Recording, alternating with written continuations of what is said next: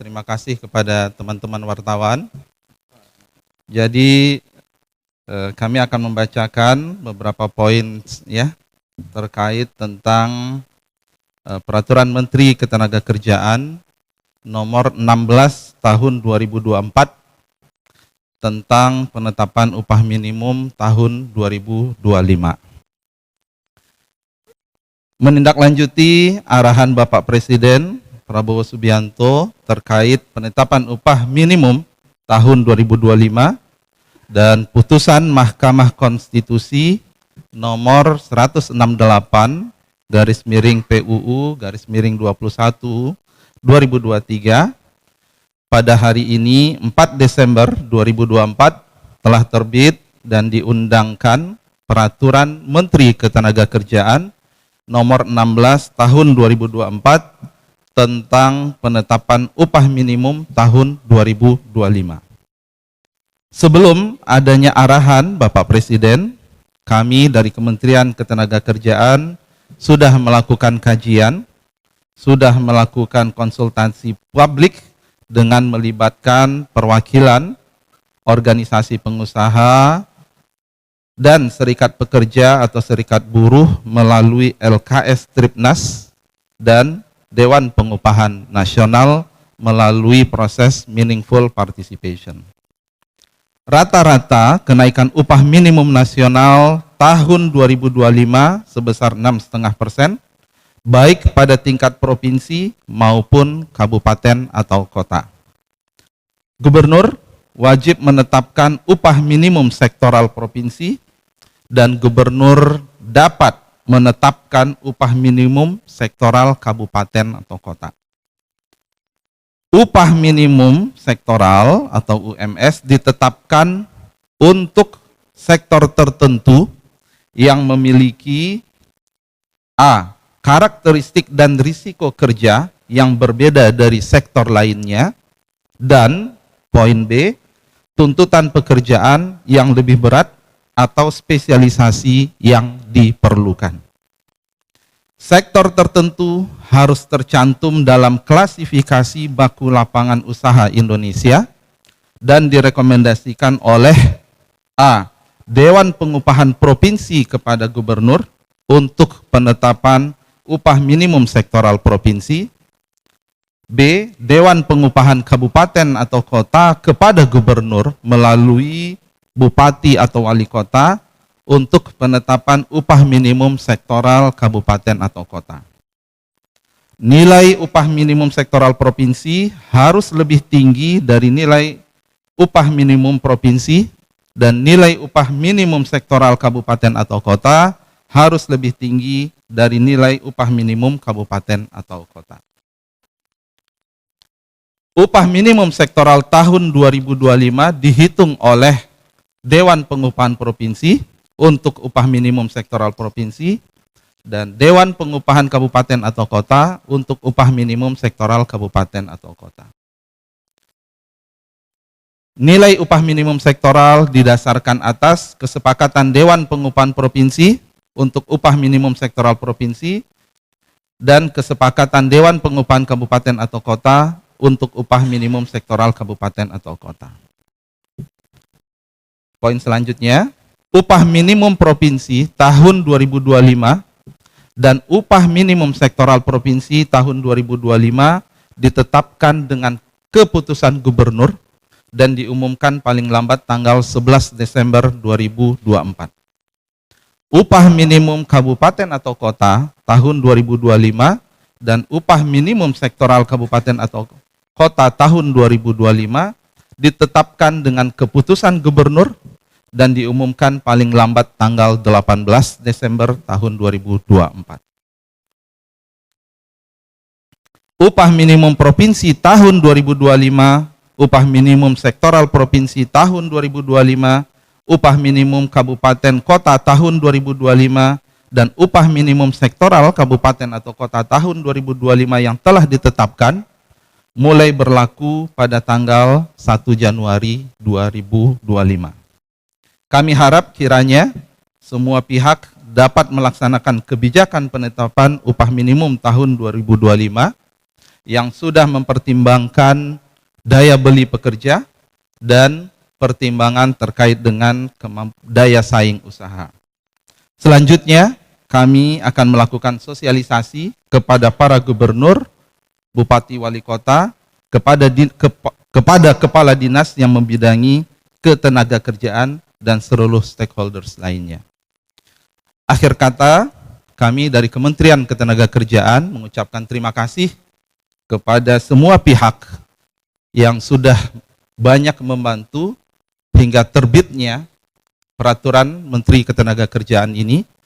Saya mulai dari kementerian yang membantu, Kementerian Hukum, Kementerian Kemenko Perekonomian, kemudian Kementerian Hukum, kemudian Mensesnek, Mensekap, kemudian Kementerian Perindustrian karena kita ada harmonisasi, ada BPS juga yang membantu, kemudian tentu teman-teman dari LKS Tripartit dan Dewan Pengupahan Nasional. Demikian yang bisa kami sampaikan. Terima kasih. Silahkan kalau ada pertanyaan.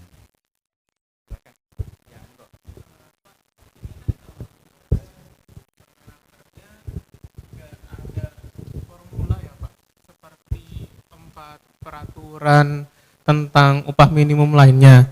Kalau boleh tahu, angka 6,5% itu cara ngitungnya tuh dapat dari mana ya Pak? Soalnya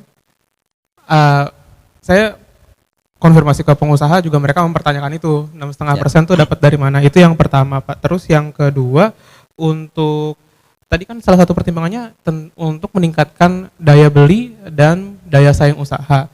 Dan itu, memperhatikan daya saing usaha. Itu idealnya dari pemerintah pasti udah mensimulasikan kalau 6,5% ini daya saing usaha tuh akan seperti apa di tahun ini. Boleh bagi nggak Pak itu hasil simulasinya kayak gimana? Itu dulu, makasih Pak. Baik, terima kasih ya. Yang pertama sekali lagi yang harus kita perhatikan bahwa peraturan ini hanya berlaku untuk tahun 2025. Ya, jadi ini adalah respons kita ketika sudah ada keputusan MK, kemudian kami melakukan kajian. Ya, kita ada beberapa kajian dengan yang pertama terkait dengan kita membaca ya pertumbuhan ekonomi, ya inflasi, kita melihat tren kenaikan upah dalam 3-4 tahun terakhir. Ya, dan sebenarnya kajian itu sudah kita sampaikan juga sebenarnya kepada teman-teman dari pengusaha. Ya, atas dasar itulah kemudian kita usulkan ke Pak Presiden dan kemudian Pak Presiden mengambil kebijakan untuk meningkatkan daya beli sehingga akhirnya itu menjadi 6,5%. Ya, kemudian tadi apa yang kedua? Iya itu tadi. Jadi kita sudah sampaikan artinya untuk tahun 2025 kita hanya ada angka 6,5%. Dan sesudah ini kami akan bekerja keras untuk merumuskan kembali bersama dengan teman-teman pengusaha dan serikat pekerja bagaimana kita bisa memiliki rumus yang bersifat lebih long term gitu ya. Dan ini tentu membutuhkan waktu ya. Kita harus duduk bersama. Kemudian banyak ya variabel-variabel dan sejauh mana variabel itu signifikan dan seterusnya, dan itu semua butuh waktu nanti. Ya.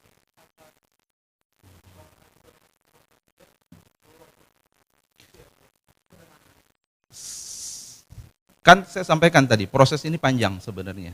Jadi dari poin tadi ya sebelum kita bertemu Pak Presiden kan artinya beliau kan ingin mendengar kajian dari kami dan kita sudah lakukan itu cukup panjang. Jadi ada kajian terkait tentang ekonominya, ada kajian kita memaknai MK itu secara hukum seperti apa, sehingga itu yang kita sampaikan kepada beliau. Ya.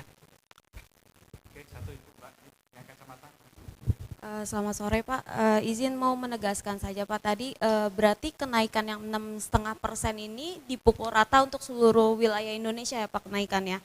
Sama yang kedua Pak, untuk bagi perusahaan yang tidak sanggup membayar kenaikan UMP ini apakah ada prosedur lanjutan atau seperti apa? Ya seperti itu. Terima kasih Pak. Baik. 6,5% berlaku rata, ya, provinsi, kota, kabupaten. Dan beberapa waktu yang lalu kami sudah bertemu juga dengan Apindo. Sekali lagi saya sampaikan, kami sangat paham bahwa ada perusahaan yang mungkin akan mengalami kesulitan finansial, dan kita sedang membentuk tim join bareng dan dibantu oleh Kementerian Ekonomi, ya, Menko Ekonomi, bagaimana treatment spesifik untuk industri-industri yang mungkin akan memiliki kendala nanti dalam penerapan UMP ini. Dan kita masih punya waktu karena penerapannya itu nanti kan 1 Januari 2025. Ada banyak option sebenarnya, mulai dari kita melihat dari hulu sampai ke hilir, tapi saya belum sampaikan sekarang, tapi message-nya udah kita sampaikan kepada Apindo, dan pilihan-pilihan intervensi itu nanti kita harus matangkan lagi bersama. Dan sekali lagi saya katakan kita masih punya waktu untuk menyelesaikan itu. Pak mau nanya, Pak Angela dari bisnis mau nanya, Pak, ini kan penetapannya 6,5% gitu. Kenapa nggak 5? Kenapa nggak sekalian 20% gitu, Pak? Pertimbangan Kemenaker apa? Kemudian Pak, pengusaha juga mengusulkan agar ada opsi lain begitu, Pak. Misalnya untuk perusahaan yang belum mampu buat naikin upah untuk ada penundaan seperti itu. Nah, itu respon dari Kemenaker seperti apa? Kemudian terakhir Pak, Apindo, Pak, salah satu kalangan pengusaha sempat protes dengan adanya penetapan 6,5% ini. Respon dari Kemenaker juga seperti apa, Pak? Terima kasih. Kenapa 6,5? Tadi saya katakan itu adalah sebuah proses yang panjang. Tadi kita ada kajian terkait tentang ekonominya, hukum dan seterusnya, dan kami sudah sampaikan kepada Apindo, ya, dan mereka, ya, mereka minta penjelasan. Ini datangnya dari mana, kita sudah sampaikan itu. Dan dari awal sebenarnya challenge kita itu adalah tadi mengidentifikasi beberapa jenis industri yang memang mungkin akan mendapatkan masalah ketika kenaikan. Saya bilang mungkin, ya. Nah, ini yang menjadi concern mereka, dan ini juga concern kami, pemerintah. Makanya saya katakan tadi, kalau dipukul rata kami paham pasti ada yang kemudian mendapatkan masalah. Sehingga inilah nanti kita masih punya waktu untuk memberikan treatment yang sifatnya khusus. Nah, dan ini melibatkan lintas kementerian, ya, termasuk juga ada, ya, lembaga-lembaga yang terkait dengan ketenagakerjaan, dan ini kita sedang koordinasi bersama Menko Ekonomi, ya, bersama timnya. Karena kalau kita berbicara UMP, titik temunya itu memang, ya, itu sesuatu yang, ya, harus benar-benar kami pemerintah bisa mencari sesuatu yang tadi bahasa kami adalah bisa meningkatkan daya beli pekerja dan kemudian tetap memperhatikan daya saing usaha, gitu, ya. Dan itu adalah hasil terbaik trade off yang kita usulkan. Silakan. Halo Pak, saya Nabila dari Tempo. Mau tanya Pak, tadi Bapak nyinggung soal pembentukan tim ya, untuk pelaku usaha yang tidak mampu membayarkan upah setelah kenaikan ini. Nah, itu timnya terdiri dari siapa aja Pak, dan itu kapan akan dibentuknya, sama apakah itu Satgas PHK yang diumumkan oleh Pak Menko Erlangga? Terima kasih. Ya, itu tim yang memang beda, ya, jadi timnya berbeda. Kalau Satgas PHK itu kita masih perlu matangkan, karena itu lebih besar lagi. Itu perlu melibatkan Kementerian Perindustrian, Perdagangan, dan seterusnya. Kalau ini lebih spesifik treatment untuk pelaku usaha yang memang saat ini kesulitan finansial. Sehingga kalau penerapan UMP itu sekarang, maka mereka, ya, bisa jadi tidak mampu. Dan itu lebih lingkupnya di bawah Kemenko, kami, gitu, ya, dan kita dengan Apindo, kita mencoba mencari, ya, bagaimana kita, ya, bisa membantu mereka. Option itu banyak, ya. Kalau dulu ada pilihan macam-macam, gitu, ya. Nah, sekarang ini kita sedang coba cari nanti. Ya. Dua lah boleh. Nah. Ya boleh. Silakan nanti 1 2 3 ya. Oke. Ya. Oke. Saya Nabila Pak dari Tirto, mau tanya untuk kenaikan upah di 6,5% di 2025 ini tuh ada kemungkinan bisa naik di atas itu nggak ya, atau cuman tok di 6,5 itu aja Pak? Mohon penjelasannya, makasih. Ya, UMP itu 6,5%. Jadi masing-masing provinsi bisa menetapkan upah sektoral dengan kriteria tertentu yang sudah kami sampaikan di peraturan menteri tersebut, dan itu mengacu kepada keputusan MK. Ya. Ya. Ya, silakan. Ya.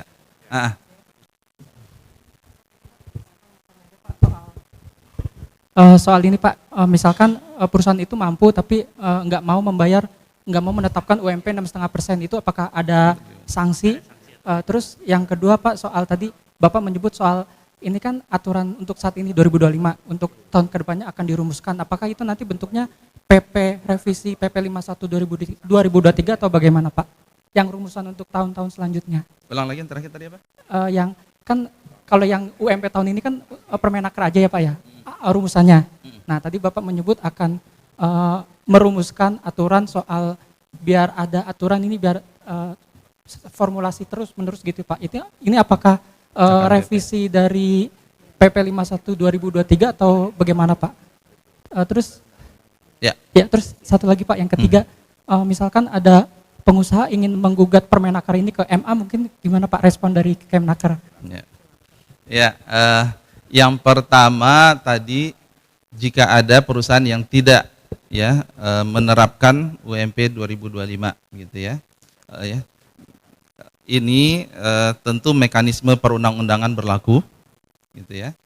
Dan kami memiliki juga pengawas ketenaga kerjaan, sehingga nanti kalangan pekerja atau buruh bisa melaporkan kepada pengawas ketenaga kerjaan, dan kemudian kita memiliki mekanisme perundangan untuk menindaklanjutinya. Ya, jadi sekali lagi upah minimum ini adalah wajib untuk dilaksanakan untuk pekerja dengan masa kerja 1 tahun ke bawah. Kemudian yang kedua,